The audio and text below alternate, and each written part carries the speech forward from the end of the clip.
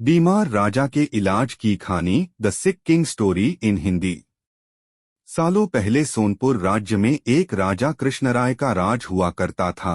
वो राजा काफी हट्टा कट्टा और स्वस्थ था। उसे सबसे ज्यादा कुछ पसंद था तो वो था खाना। उसे हर दम कुछ न कुछ खाने का ही मन करता था।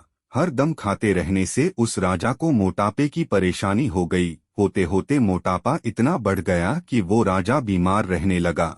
हर बार राजवैद्य राजा को खाना कम खाने की सलाह देते थे ताकि राजा का मोटापा कुछ कम हो सके, लेकिन राजा अपने खाने की आदत को कम नहीं कर पा रहा था। एक दिन दोबारा उसने एक अन्य वैद्य को दिखाया। उसने भी राजा को खाना कम करने की ही सलाह दी। इस बात से राजा को काफी तेज गुस्सा आ गया।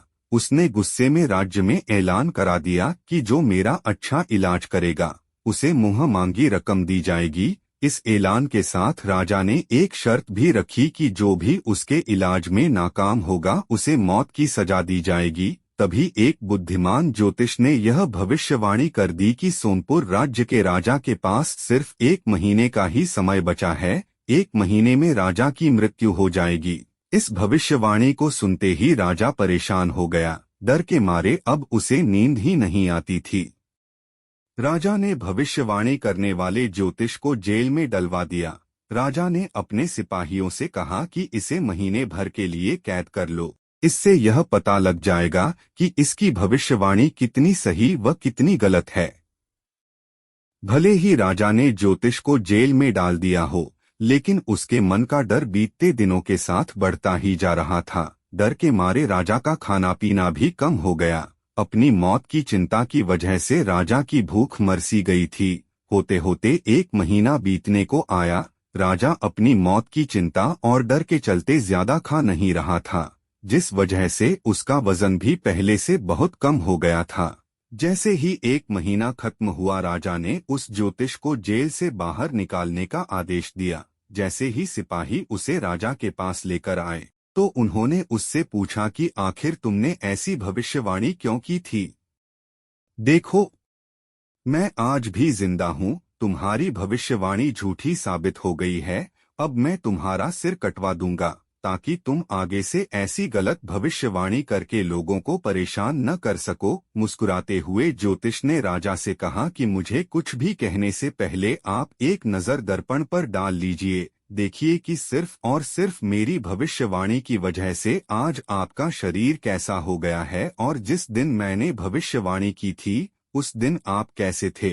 आज आप खुद को आईने में देखकर पहले से ज्यादा स्वस्थ कह सकते हैं। आपका वजन बढ़ने के बजाय घटा ही है। ज्योतिष की बात सुनते ही राजा ने शीशे की तरफ देखा।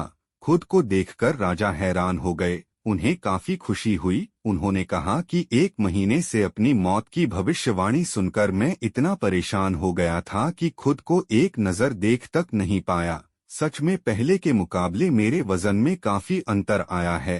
राजा को जवाब देते हुए तुरंत ज्योतिष ने कहा, आपका असली वैद्य तो मैं हूँ।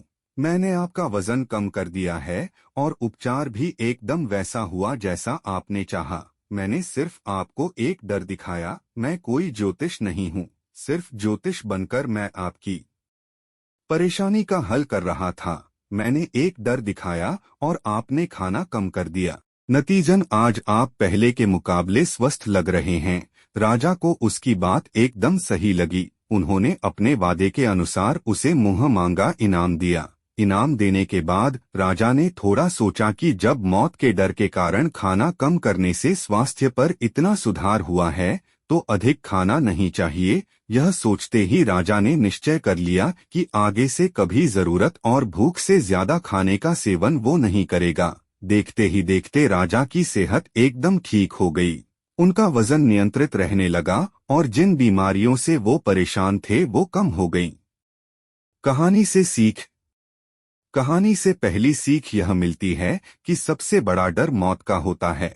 मौत को पास देखकर इंसान सब कुछ भूल जाता है। दूसरी सीख ये कि भूख से ज्यादा खाने से इंसान बीमार हो जाता है, इसलिए सीमित मात्रा में ही भोजन करना चाहिए।